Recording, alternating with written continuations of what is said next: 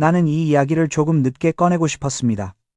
왜냐하면 이 말은 몸의 병에 대한 이야기가 아니라 마음의 상태에 대한 이야기이기 때문입니다.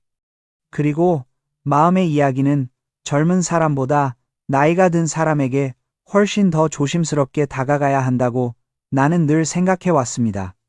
나는 오래 살았습니다. 그만큼 많은 어른들을 보았습니다. 큰 병 없이 지내는데도 늘 얼굴이 굳어 있는 분들. 사소한 일에도 쉽게 짜증이 나고 본인도 이유를 알지 못한 채 마음이 무거워지는 분들 말입니다. 그분들은 대개 이렇게 말합니다. 나이가 들면 다 그렇지요. 하지만 나는 그 말을 곧이곧대로 받아들이지 않습니다. 사람의 마음은 나이만으로 거칠어지지 않습니다. 마음이 거칠어질 때에는 반드시 이유가 있습니다.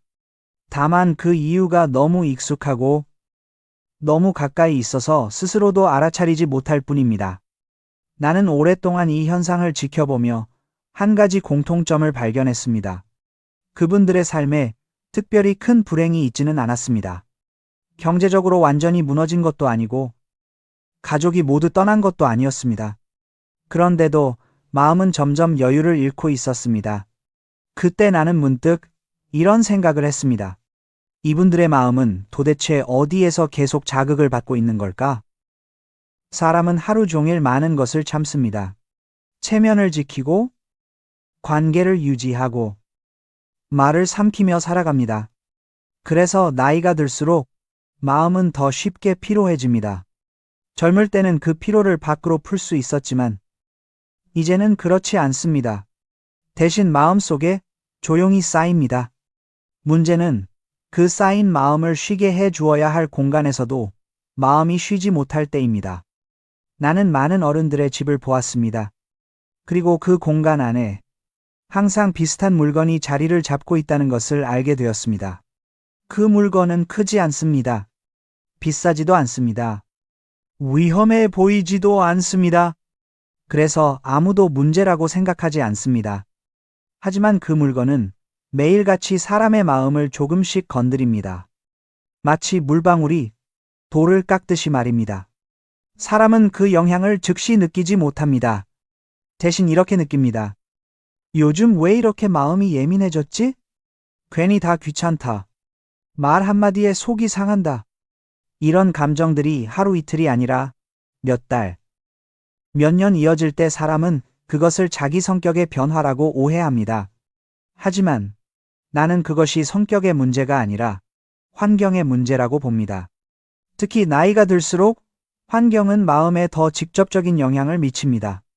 몸이 약해지면 바람에도 민감해지듯 마음도 작은 자극에 더 크게 반응합니다. 이 시기에 계속 마음을 건드리는 무언가가 곁에 있다면 사람은 자신도 모르게 방어적인 상태로 살아가게 됩니다. 그 방어가 바로 부쩍 짜증이 늘었다는 모습으로 나타나는 것입니다. 나는 이 이야기를 하며 누군가를 탓하고 싶지 않습니다. 오히려 이렇게 말하고 싶습니다. 당신이 나빠진 것이 아니라 당신의 마음이 너무 오래 자극받아 왔을 뿐이라고. 아직 나는 그 물건의 이름을 말하지 않겠습니다. 지금 중요한 것은 정답이 아니라 자각입니다. 당신의 하루 속에, 당신의 시야 안에, 당신의 손이 닿는 곳에 마음을 쉬지 못하게 만드는 무언가가 있는지 한 번쯤 돌아보는 일입니다. 사람의 마음은 쉬어야 부드러워집니다. 마음이 부드러워질 때 말도 부드러워지고 관계도 부드러워집니다. 그 시작은 결코 거창하지 않습니다. 아주 작고 아주 사소한 것에서 시작됩니다. 다음 이야기에서는 그 물건이 왜 특히 노년의 마음에 더 큰 영향을 미치는지, 그리고 그것이 어떻게 사람을 알 수 없는 부쩍 짜증과 불편함 속에 머물게 하는지에 대해 조금 더 깊이 이야기해 보려 합니다. 사람의 마음은 어느 날 갑자기 변하지 않습니다. 특히 나이가 들수록 마음의 변화는 아주 조용하게, 천천히 진행됩니다. 그래서 대부분의 사람들은 자신이 언제부터 자주 짜증을 내기 시작했는지, 언제부터 마음이 무거워졌는지를 정확히 기억하지 못합니다. 나는 오랫동안 사람들의 삶을 지켜보며 이 점이 늘 마음에 걸렸습니다. 노년기에 접어든 분들 가운데 스스로를 요즘 내가 예민해졌어 라고 말하는 분들이 많았기 때문입니다. 그 말 속에는 자책과 체념이 함께 섞여 있었습니다. 마치 그것이 자연스러운 노화의 결과인 것처럼 받아들이는 태도 말입니다. 하지만 나는 그 설명이 늘 충분하지 않다고 느꼈습니다. 사람의 마음은 나이만으로 쉽게 거칠어지지 않기 때문입니다. 오히려 마음은 환경과 반복에 훨씬 더 민감하게 반응합니다. 특히 매일같이 접하는 것, 하루에도 몇 번씩 눈에 들어오는 것들은 생각보다 깊은 영향을 남깁니다. 젊을 때는 이런 자극을 금세 흘려보낼 수 있습니다. 해야 할 일이 많고 관심이 바깥으로 향해 있기 때문입니다. 하지만 나이가 들수록 사람의 시선은 점점 안으로 향합니다. 자기 자신을 돌아보고 지나온 시간을 떠올리고 앞으로의 시간을 가늠하게 됩니다. 이때 주변의 작은 것들이 마음을 더 쉽게 건드립니다. 나는 많은 어른들의 집에서 비슷한 장면을 보았습니다. 특별히 어수선하지도 않고 눈에 띄게 불편한 것도 없는데 이상하게 공기가 무거운 공간들 말입니다. 그곳에서 사람들은 자주 한숨을 쉬었고 말수가 적어졌으며 사소한 일에도 표정이 굳어졌습니다. 그 이유를 묻으면 대부분 이렇게 대답합니다. 그냥 요즘 기분이 그래요. 딱히 무슨 일은 없어요. 하지만 마음에는 늘 이유가 있습니다. 다만 그 이유가 너무 일상적이어서 의식의 밖으로 밀려났을 뿐입니다. 사람은 자신을 불편하게 만드는 것을 늘 명확하게 인식하지 못합니다. 특히 그것이 오래 함께 해온 것일수록 그렇습니다. 익숙해졌다는 이유로 그 영향을 무시하게 됩니다. 그러나 마음은 익숙함과 상관없이 계속 반응합니다. 나는 이것을 마음의 마찰이라고 부릅니다. 큰 충돌은 아니지만 매일 조금씩 마음을 긁는 마찰 말입니다. 그 마찰이 쌓이면 사람은 이유 없이 예민해지고 사소한 말에도 방어적으로 반응하게 됩니다. 그 결과가 요즘 왜 이렇게 짜증이 나지? 라는 자기 질문으로 나타나는 것입니다. 특히 노년기에는 이 마찰을 완화해줄 여유가 줄어듭니다. 젊을 때는 사람을 만나거나 밖으로 나가거나 새로운 자극으로 균형을 맞출 수 있었습니다. 하지만 이제는 하루의 대부분을 비슷한 공간에서 보내게 됩니다. 그 공간 안에 있는 물건과 장면들은 곧 마음의 배경이 됩니다. 그 배경이 계속해서 비교를 불러오거나 잃어버린 것을 떠올리게 하거나 자기 자신을 초라하게 만드는 것이라면 마음은 편안해질 수 없습니다. 비록 의식적으로 그 생각을 하지 않으려 해도 마음 깊은 곳에서는 이미 반응이 일어납니다. 나는 여기서 어떤 특정한 물건의 이름을 아직 말하지 않으려 합니다. 중요한 것은 그것이 무엇이냐가 아니라 그것이 당신의 마음에 어떤 감정을 불러일으키는가입니다. 평온함인지 아니면 설명하기 어려운 불편함인지 말입니다. 노년의 마음은 섬세합니다. 그래서 더 많은 보호가 필요합니다. 자극을 줄이고 비교를 줄이고 불필요한 감정의 소모를 줄여야 합니다. 그 시작은 자신의 생활 공간을 조용히 관찰하는 일입니다. 다음 이야기에서는 이렇게 일상 속에 숨어 있는 작은 자극이 왜 노년의 마음에 특히 더 큰 영향을 미치는지, 그리고 그것이 어떤 방식으로 부쩍 잦은 짜증과 마음의 무거움으로 이어지는지에 대해 조금 더 깊이 이야기해 보려 합니다. 사람이 나이를 먹는다는 것은 삶의 무게가 줄어든다는 뜻이 아닙니다. 오히려 다른 종류의 무게가 마음 위에 올라앉기 시작한다는 뜻에 가깝습니다. 젊을 때의 무게가 성과와 경쟁의 무게였다면 중년 이후의 무게는 비교와 회상의 무게입니다. 나는 많은 어른들을 보며 이 사실을 자주 느꼈습니다. 크게 불행하지도 않고 크게 부족하지도 않은데 마음이 늘 가라앉아 있는 분들 말입니다. 그분들은 스스로를 요즘 내가 왜 이러는지 모르겠다고 말합니다. 그러나 마음은 늘 이유 없이 반응하지 않습니다. 다만 그 이유가 너무 일상적이어서 우리가 놓치고 있을 뿐입니다. 중년 이후의 마음은 밖에서 오는 충격보다 안에서 반복되는 자극에 더 크게 흔들립니다.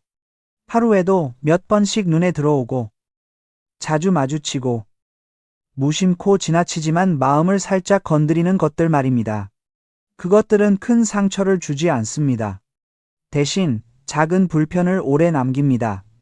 사람은 작은 불편에는 이름을 붙이지 않습니다. 그래서 그 감정은 정리되지 않은 채 마음에 쌓입니다. 쌓인 감정은 어느 순간 짜증이라는 형태로 밖으로 나옵니다. 그때 사람들은 자기 성격이 변했다고 생각합니다. 그러나 변한 것은 성격이 아니라 마음의 여유입니다. 나는 노년의 짜증을 도덕의 문제로 보지 않습니다. 그것은 지쳐있는 마음의 신호입니다.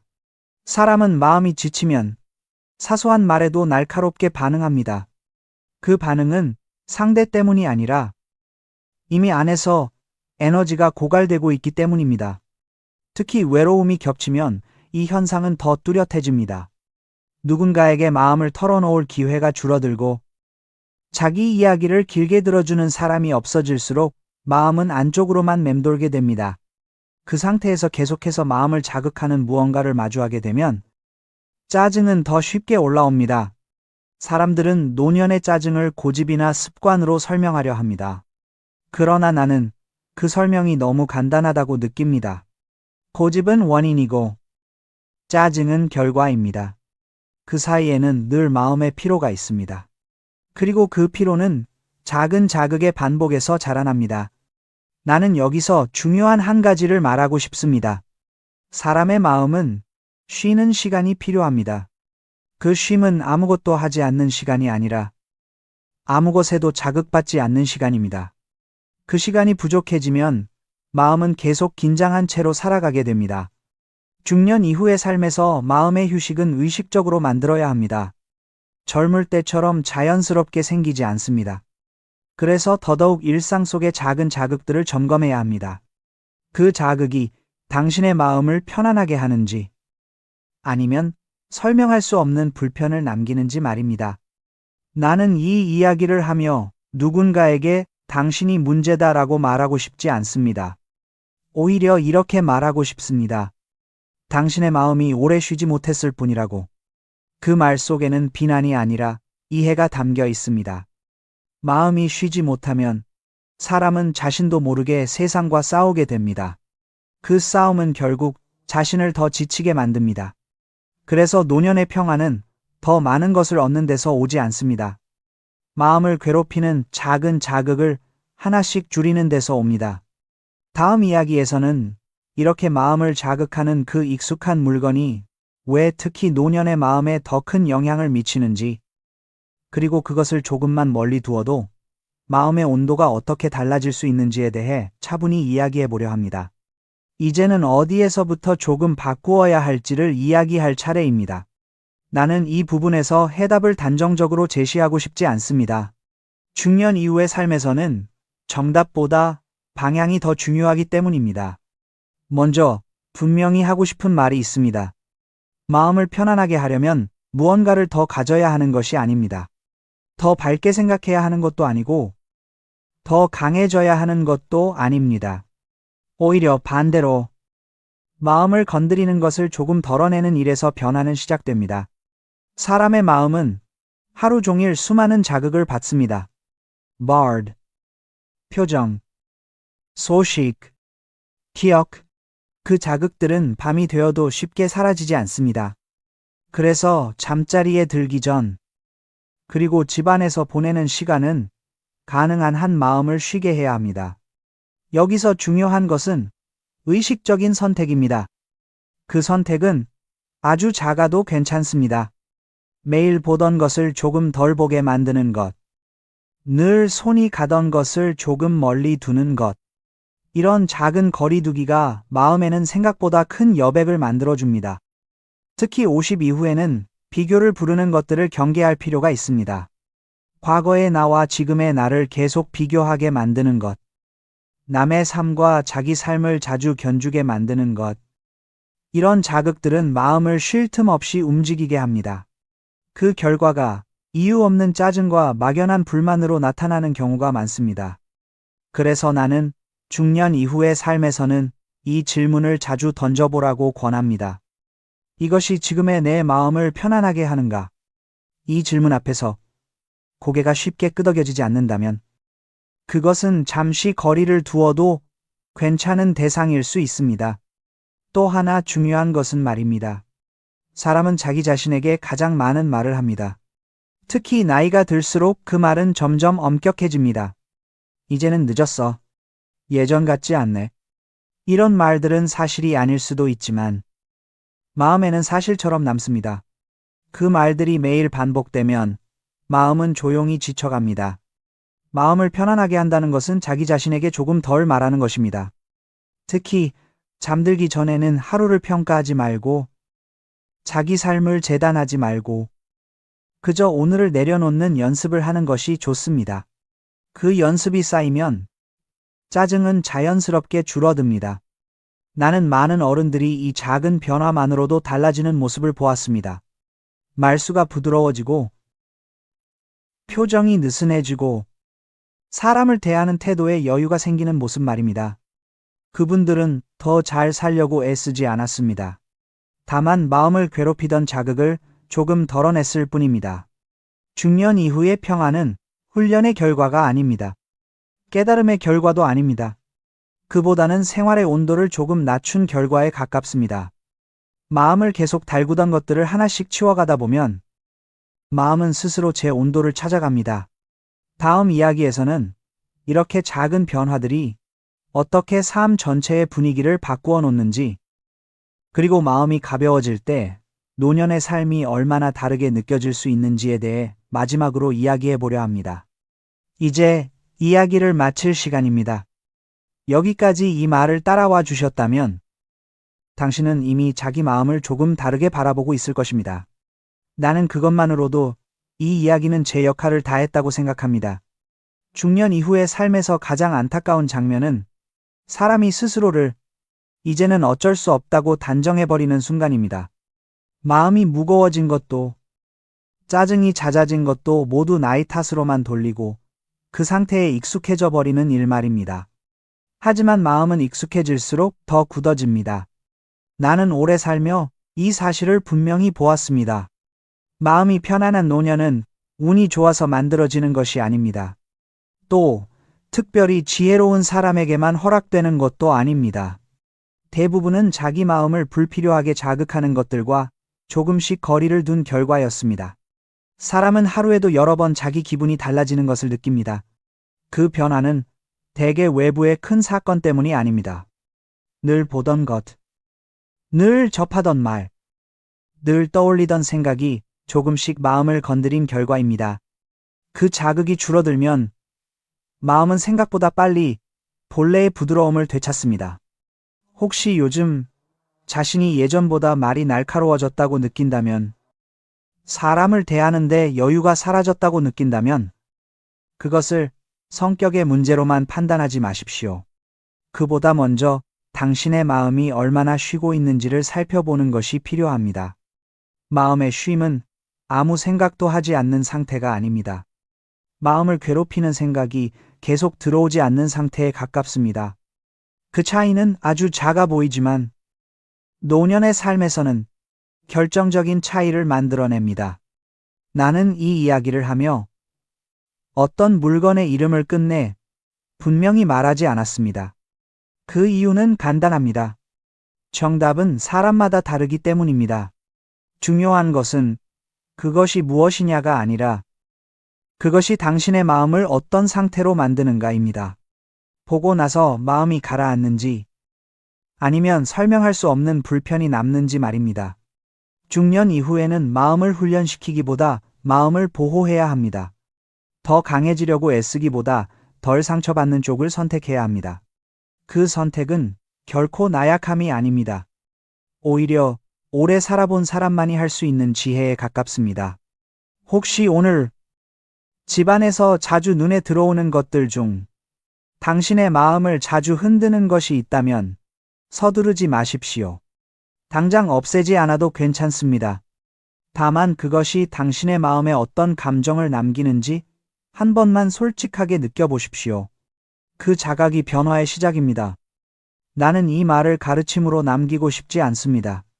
그저 오래 살아본 사람이 조용히 건네는 한마디 경험으로 남기고 싶습니다. 노년의 평안은 새로운 것을 얻어서 오지 않는다. 마음을 괴롭히던 것을 조금 덜어낼 때 비로소 찾아온다. 이제 남은 시간은 당신의 속도로 걸어가시면 됩니다. 조금 더 천천히, 조금 더 부드럽게. 그것이면 충분합니다.